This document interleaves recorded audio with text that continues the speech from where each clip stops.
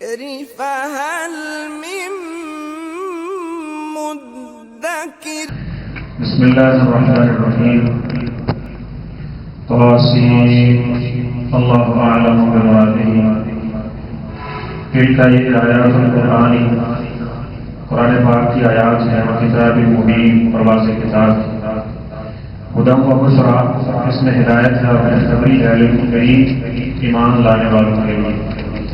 الذین، وہ لوگ ہیں یقیمون الصلاۃ، نماز قائم کرتے ہیں، ویؤتون الزکاۃ، اور زکوٰۃ ادا کرتے ہیں، وہم، اور وہ بالآخرۃ، آخرت پر، ہم وہ یوقنون، یقین رکھتے ہیں. ان الذین، بے شک وہ لوگ لا یؤمنون بالآخرۃ، جو آخرت پر ایمان نہیں رکھتے، زینا لہم، ہم نے مزین کر دیے ہیں ان کے لیے اعمالہم، ان کے برے اعمال، فہم یعمہون، پس وہ اندھے ہوئے پھرتے ہیں، حرام پھرتے ہیں. اولئک الذین، یہ وہ لوگ ہیں، لہم سوء العذاب، ان کے لیے بدترین عذاب ہوگا، وہم فی الآخرۃ هم الاخسرون، اور یہ آخرت میں سب سے زیادہ گھاٹا پانے والے ہوں گے. وَإِنَّكَ، اور بے شک آپ، لَتَلَقَّى الْقُرْآنَ، البتہ قرآن پاک لیے گئے ہیں، من لدن حکیم علیم، اس کی طرف سے جو بہت حکمت والا اور خوب علم والا ہے. اللہ تعالیٰ کے فضل سے سورہ نمل شروع کر رہے ہیں. سورہ نمل مکی صورت ہے، اور اس کے عنوان جو ہے سورہ شعراء کے ساتھ ملتے جلتے ہیں، جس میں خاص واقعہ جناب داؤد علیہ السلام، جناب سلیمان علیہ السلام، لوط علیہ السلام کا بھی ذکر اس میں آئے گا، آل سمود کا بھی ذکر آئے گا. اور اس میں بہت خوبصورت انداز میں انسان کو اللہ کی طرف راغب کرنے اور برائیوں کو چھڑوانے، اس کی طرف ترغیب دی گئی ہے. تو اس کا آغاز قطار سے ہے. روحن قطار کے بارے میں آپ جانتے ہیں بخوبی کہ اس کا علم صرف اللہ تعالیٰ کی ذات کے پاس ہے، اس لیے اس کا ترجمہ یہ کیا گیا ہے اللہ اعلم بمرادہ.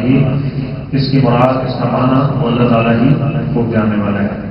تلک آیات القرآن، یہ قرآن کی آیات، یعنی یہ بتانا اور یہ سمجھانا. جب انسان کو کسی چیز کی اہلیت کا علم نہ ہو، کس نے یہ کہا ہے، انسان اس پہ کما حق کو عمل نہیں کرتا. اور جب یہ علم ہو جائے کہ یہ کس نے کہا ہے، تو سب کہا جاتا ہے کہ ایک ہی بات ہے، ایک آدمی سے سنتے ہیں کچھ پرواہ نہیں لیتے، اور وہی بات اگر کسی ایسے آدمی سے سنتے ہیں جس کا روح، جس کا دبدبا، یا جس کی قوت اور طاقت، یا جس کے احسانات اس پر ہوتے ہیں، تو انسان فوراً اس کی بات ماننے کی طرف ہے.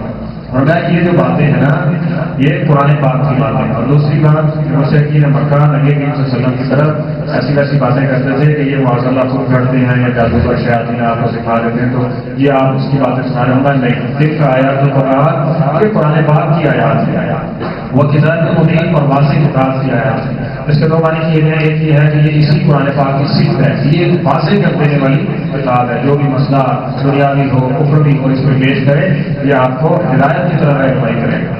دوسرا اس کا معنی تفسیر نے یہ ذکر کیا کہ قرآن سے مراد یہ قرآن ہے جو ہمارے ہاتھوں میں 30 پاروں کی شکل میں ہے، اور کتاب مبین سے مراد لوح محفوظ ہے، جس کے اندر ہر ایک چیز اللہ تعالیٰ نے ذکر کی ہوئی ہے. اس میں سے اس قرآن پاک کو ہماری ہدایت کے لیے نازل کیا ہے. فرمایا ہدن، یہ سراسر ہدایت ہے، سراسر ہدایت ہے. لیکن یاد رکھیں قرآن ہدایت ہے.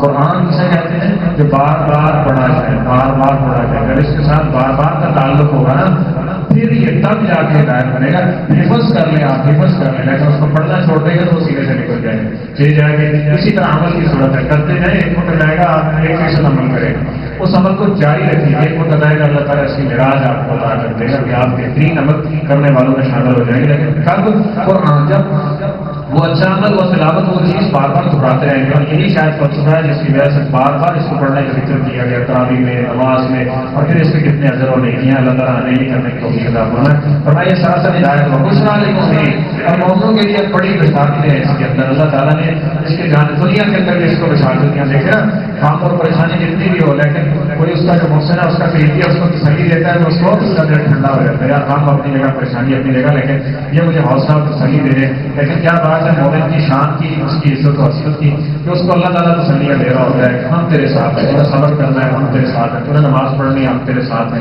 تمہیں اللہ سے مدد مانگنی ہے، ہم تمہارے ساتھ ہیں، اور تمہیں اس پہ بھروسہ کرنا ہے، ہم تیرے بھروسے کو کبھی توڑیں گے نہیں. تو فرمایا بشریٰ للمؤمنین.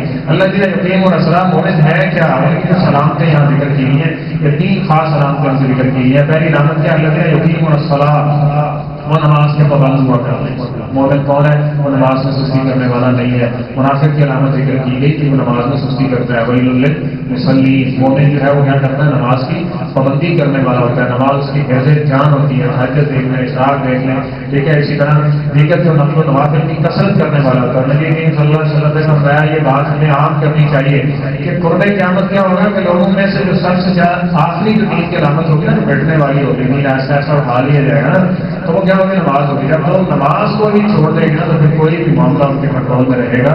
پھر قیامت والی نشانیاں جو اثرات ہیں وہ شروع ہو جائیں گے. اس لیے نماز کی پابندی خود بھی اور اپنے اہل و عیال کو بھی اس کی لازمی طور پہ کرنی چاہیے. وہ تو نہ زکات، اور دوسری علامت کیا ہے کہ وہ زکات ادا کرتے ہیں. زکات سمجھیں یہ جس طرح نماز فرض ہے اسی طرح زکات بھی فرض ہے.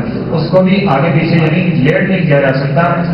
پہلے جو ہے اس کو ادا کرنا یہ مشروع بھی ہے اور مصنون بھی ہے، لیکن اس کو زیادہ سے زیادہ یہ جب اس کا وقت ہو جائے تو اس کو ادا کرنا فرض ہے. اور اس میں تھوڑی سی بھی کمی بیشی یہ اللہ کے حق میں کمی بیشی ہے. یتیموں مسکینوں اور فقیروں کا حق ہے جو انسان اگر یہ استعمال کرتا ہے. جیسے سورہ بقرہ میں اس کی تفصیل ہم پڑھ رہے ہیں.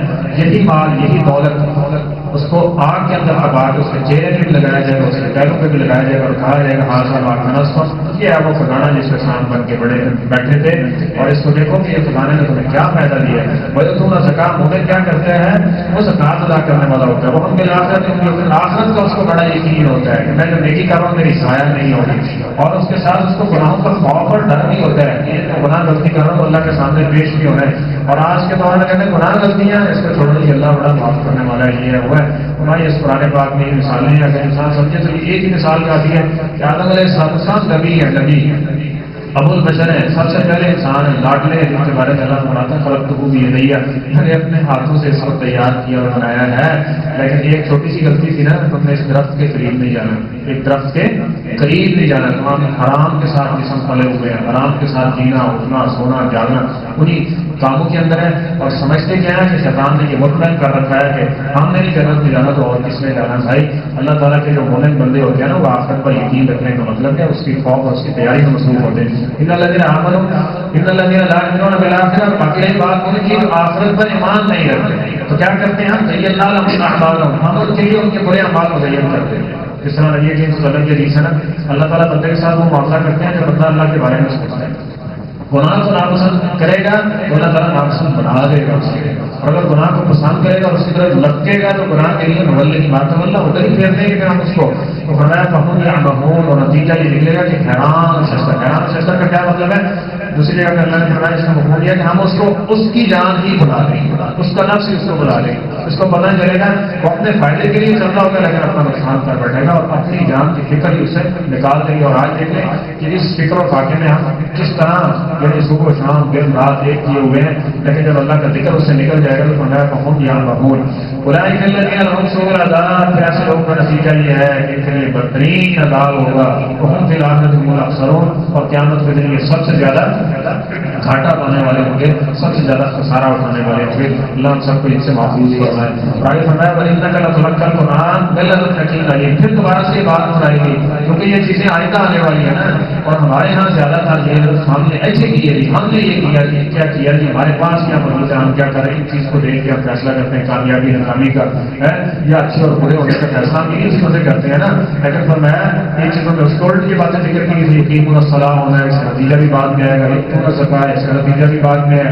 اور اسی طرح آخرت پر ایمان ہے، اس کا نتیجہ بھی بعد میں. اس طرح برائی سے بچنا ہے تو اس کا نتیجہ بھی کیا ہے بعد میں. یہ کیسے ہوگا؟ مر جائیں گے کون اٹھائے گا، ڈیوں میں سیدھا ہو جائے گی.